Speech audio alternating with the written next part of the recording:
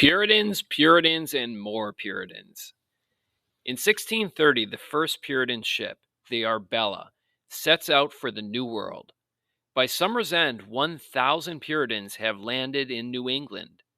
They bring a charter from the king, the charter of the Company of the Massachusetts Bay in New England. King Charles is happy to see the Puritans leave England. The charter is a document written by lawyers, setting the rules that tell how the colony will be run. It allows the colonists to govern themselves.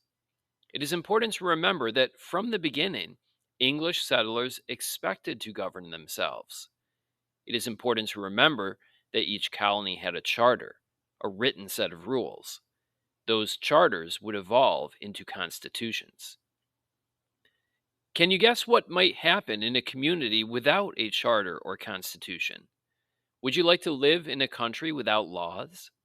Would you want to write your own laws or have someone write them for you? You can think about those questions and then get back to the Puritans, who are beginning to pour out of England. Most of them go to the Caribbean islands, where sugar is creating great fortunes. But between 1630 and 1640, 20,000 Puritans sail for New England. Think about all those people risking their lives to cross the ocean and settle in an unknown land.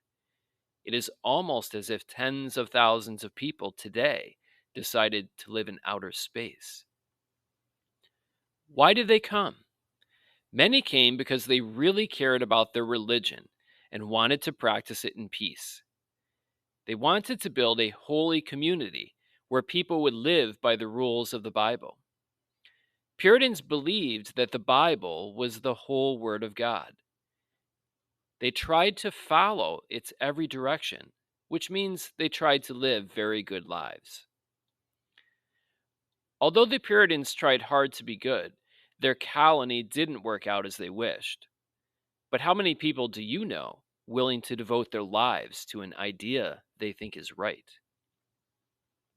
They expected their colony to be an example for all the world. John Winthrop, who was chosen governor, said, "We must consider that we shall be as a city upon a hill. The eyes of all people are upon us." One thing they didn't understand at all was the idea of toleration. Puritans came to America to find religious freedom, but only for themselves. They didn't believe in the kind of religious freedom we have today. But don't be too hard on them. Almost no one else believes in it either. In those days, each nation had its own church, and everyone was expected to pay taxes for its support. Suppose you didn't believe in the ideas of that religion. Too bad. You had to keep quiet, leave the country, go to jail, or maybe get hanged. Pretend you are a Puritan. You think that yours is the only true religion. So you believe the Reverend John Cotton when he says toleration is liberty to tell lies in the name of the Lord. Since you are convinced that only you Puritans are right, you think it is wrong to let anyone practice another religion. You believe that is helping the devil. You especially dislike Quakers. Your leaders call them a cursed sect. You use the name Quaker to describe religious people who call themselves friends.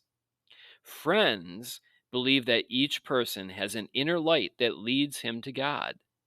People with an inner light do not have to rely on a minister to tell them what is godly. The inner light is available to everyone. This is a highly democratic idea, and most Europeans thought it very dangerous. They were used to kings and priests and ministers. It seemed reasonable to them to persecute Quakers. When Quakers came to New England or Virginia, they were whipped, sent away, and even hanged. Remember, you are a Puritan, and you've left your home and everything you know and love. You've crossed a fierce ocean to live as you wish.